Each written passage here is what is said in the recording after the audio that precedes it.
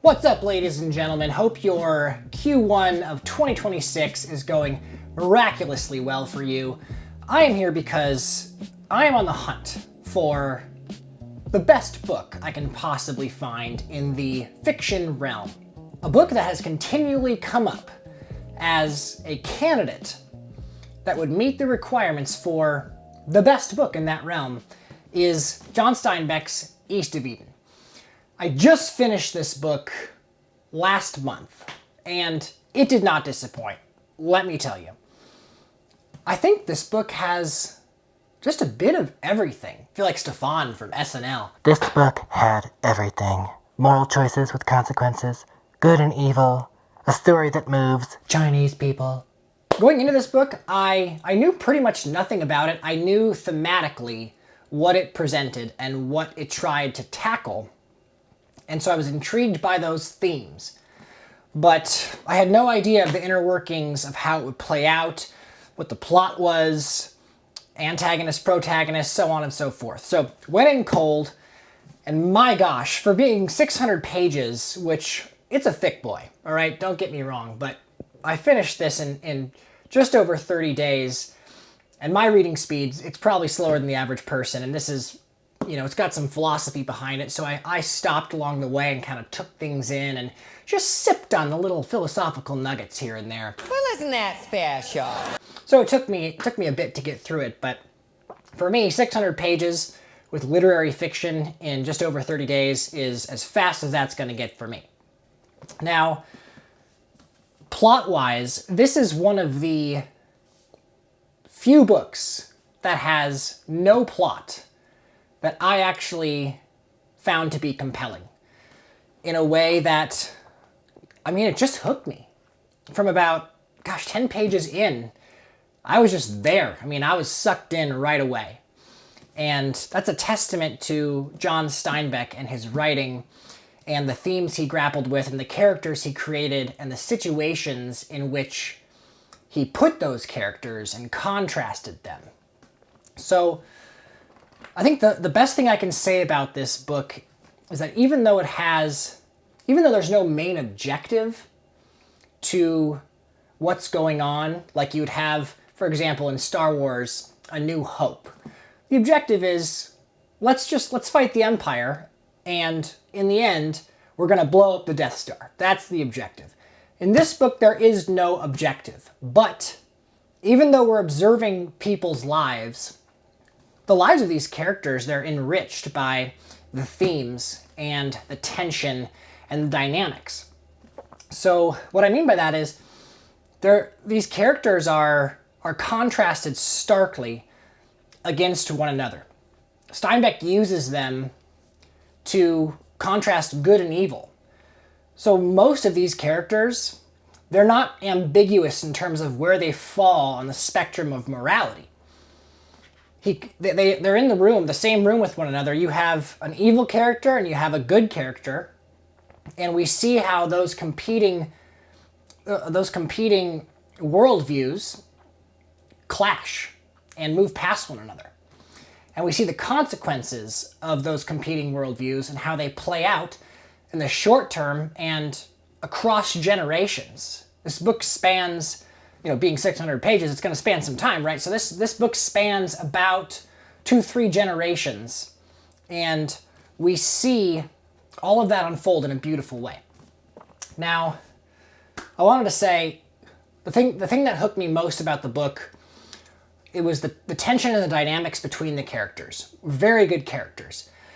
And when I say that that the characters are less ambiguous in their moral stance, that doesn't mean that they're purely good or purely evil. They have flaws. They're human in their goodness and in their evilness, so to speak. So, for example, the best character in the book, the purest character, his goodness makes him kind of painfully naive to evil because he sees the good in people. He doesn't see that people can be just shit people.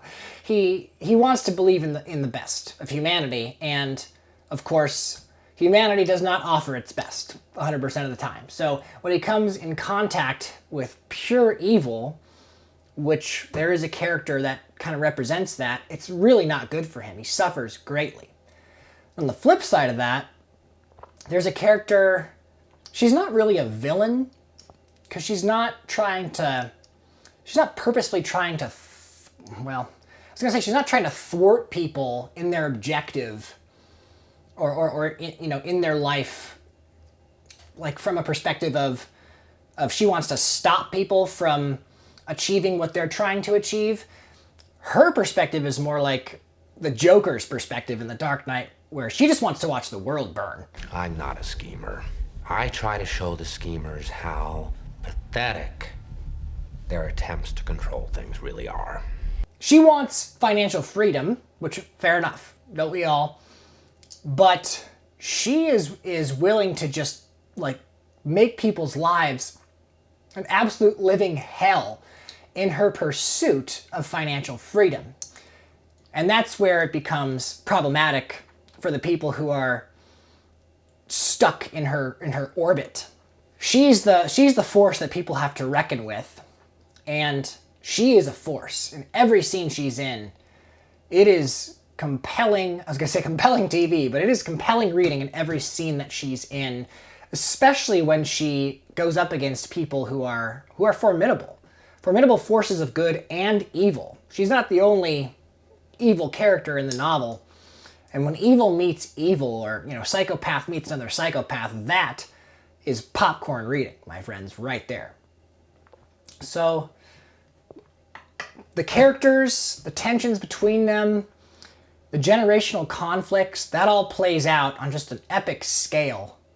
And this book actually, if you're a Star Wars fan like I am, it deals with themes that are almost identical to Star Wars, if not exactly identical. I mean, it's destiny, it's good versus evil, power dynamics, choice, a huge part of East of Eden. Let me hold up the book because I feel like I need to right now.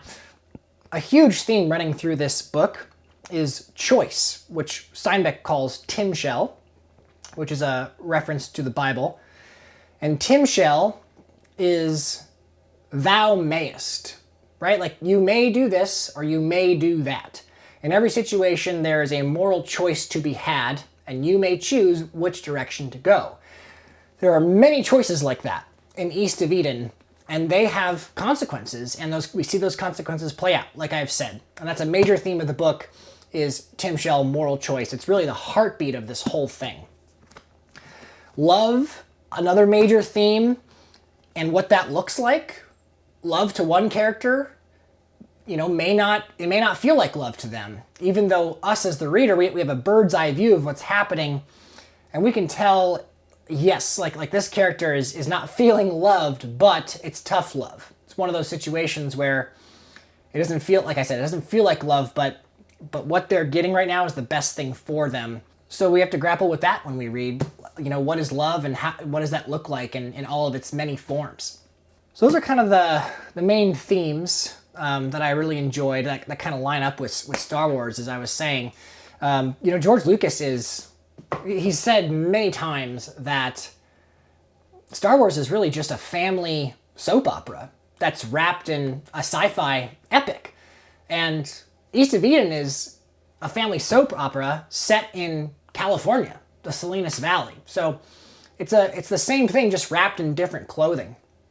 So if you're a fan of Star Wars, you're a fan of those big themes, good versus evil, family sagas, choice, corruption, power, the whole 9 yards, that's all in this book. It's just wrapped in different clothes.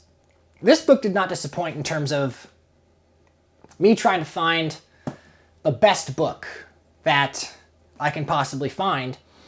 I did have just I think 2 qualms with it, and that's at the end of I would say the last third of East of Eden, it seems more scattered to me. It seems like Steinbeck doesn't develop things in quite as meticulous a way as he did in the first 2/3 of the book. I think that's why it kind of felt disjointed a bit. I would say the first 2/3 of the book are extremely well paced. Things unfold in a way that is, he takes his time and allows things to unfold at a proper pace, and it feels like things are going well, and we're in a flow. And then the last third of the book, it's faster, and we kind of jump between characters a little faster. And so that's why it feels more disjointed to me. But that's really my only gripe with it. It's not a perfect book by any means, but I'm not looking for perfection. I'm just looking for the best book. So East of Eden, I would give it like probably a 9.5 out of 10. It's up there. And I would put it up against anything I've read thus far as the best book. Even the Brothers Karamazov, which I want to reread because I feel like that would grow on me the second time around. But I can't recommend this enough. I can't say enough about it. I probably missed a few things that I should have said about it, but East of Eden, main things are great characters, really, really compelling themes. These characters will stick with you. There's a lot of philosophy in here that if you really sit with the book and allow it to do its work on you, I think it'll make you a better thinker, and you'll be able to see the world a little differently, but in a positive way.